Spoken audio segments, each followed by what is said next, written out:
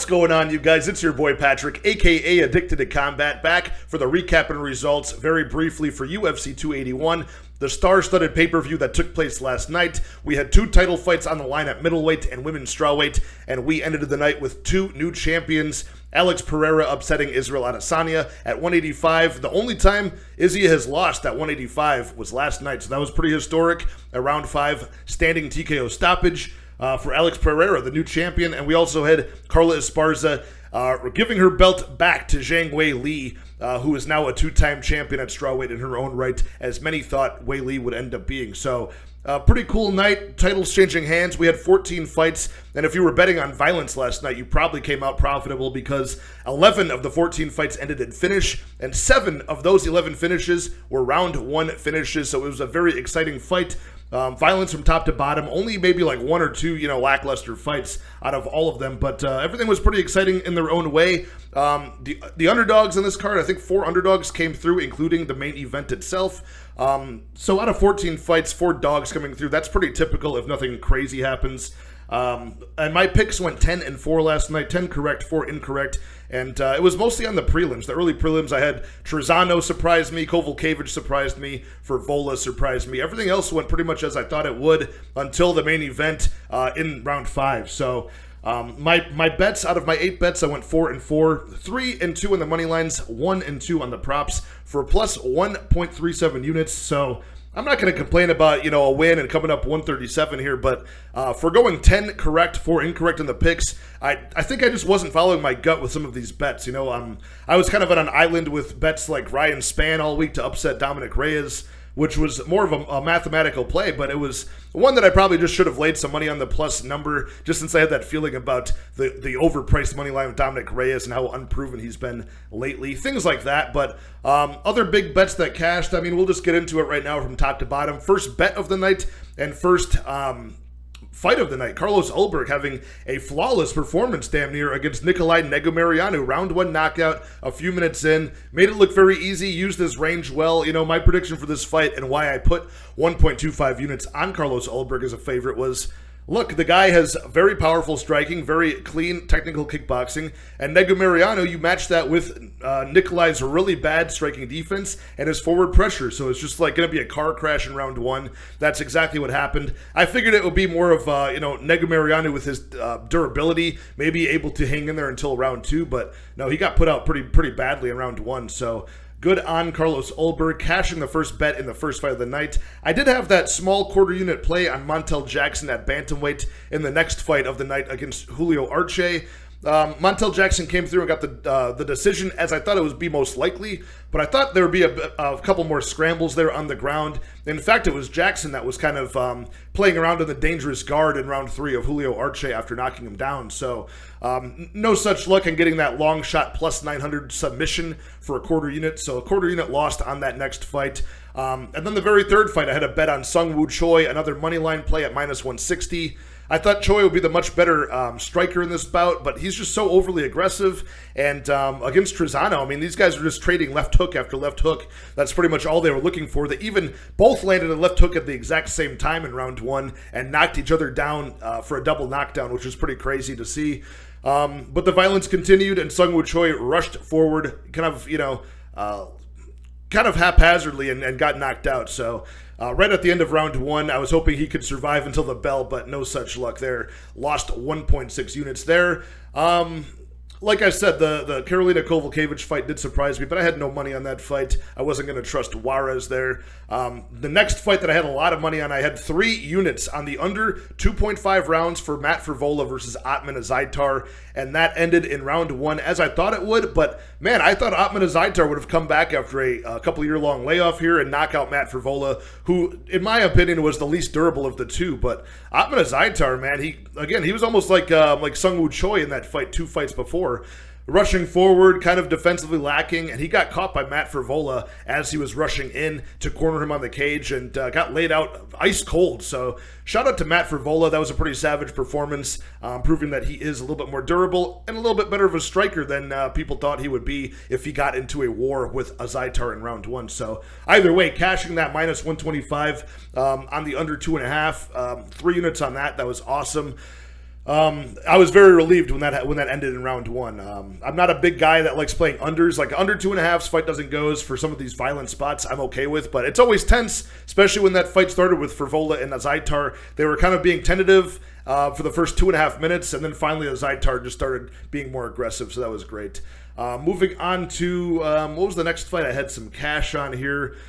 I think it was all the way. Yeah, I didn't have any cash in any of the actual prelims on the ESPN Plus card. I had the early prelims, but Petrosky, Blanchfield, Ryan Spann is an underdog, and Moicano, all correct picks there, getting the job done. 2 of them by submission. Ryan Spann by a vicious knockout, and Petrosky, just edging out a unanimous decision over Turman.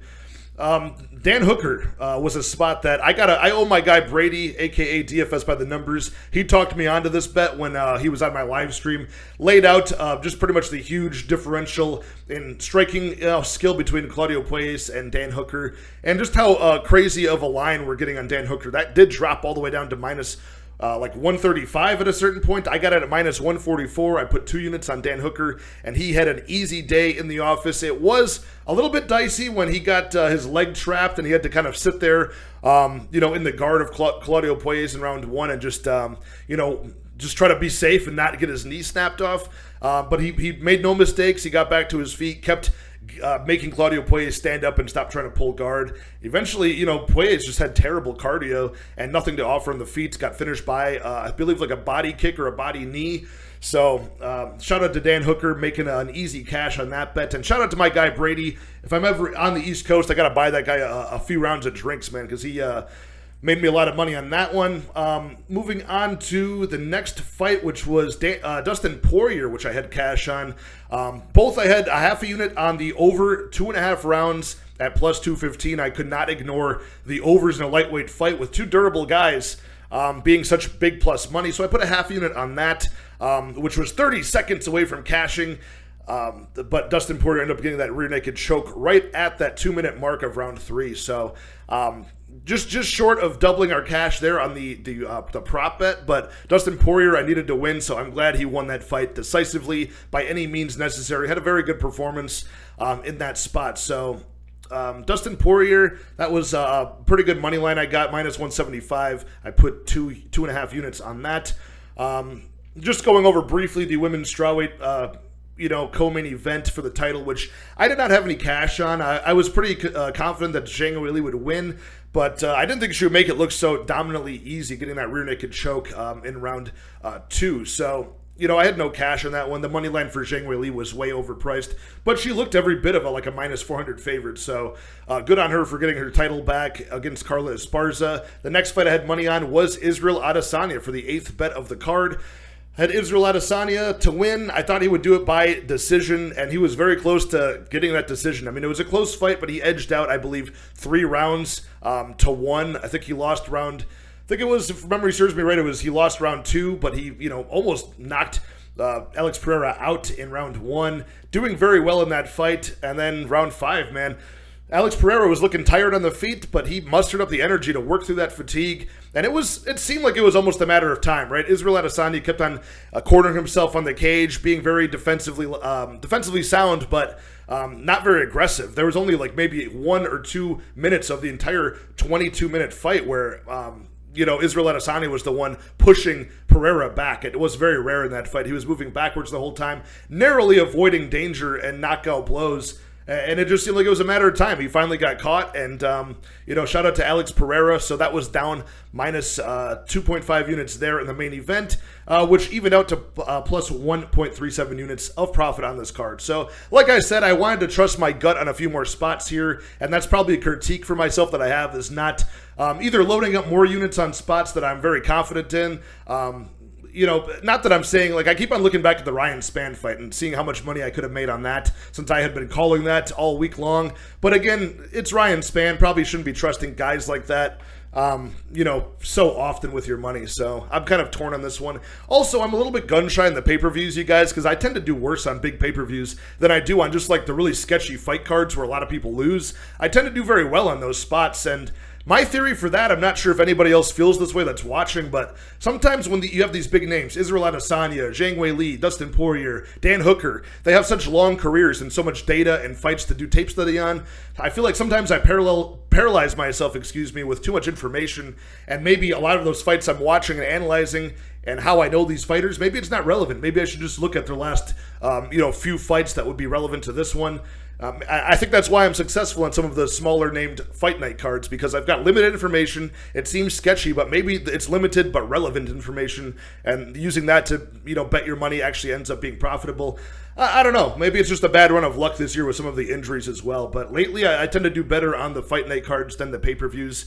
But either way, not going to complain about profit, just trying to be constructive and, criticize myself and try to be better and keep making better bets. But, man, going 10 correct, 4 incorrect on this card, I'm not too sad about that. So, hope you guys made money on this card. Let me know in the comments what your favorite fights, knockout submissions were of the card and how much money you made. Let me know in the comments. I'd love to hear it. Like the video, hit subscribe, and I am a proud betting partner of BetUS Sportsbook. Look in the description for free cash on BetUS Sportsbook, a 125% deposit bonus. Could be yours. Just use my promo code addicted2combat125 on BetUS. Look in the description for the link or the promo code and use that free money to win money betting fights. I will talk to you guys probably in the next day. Probably tomorrow I'll have that full card breakdown for the next fight night, which is Sergey Spivak versus Derek Lewis. I believe it's another 13 or 14 fight card as well next Saturday, so super fun. I already see some dogs that I like in this card, and I'll have that full card betting breakdown out tomorrow night. Cheers.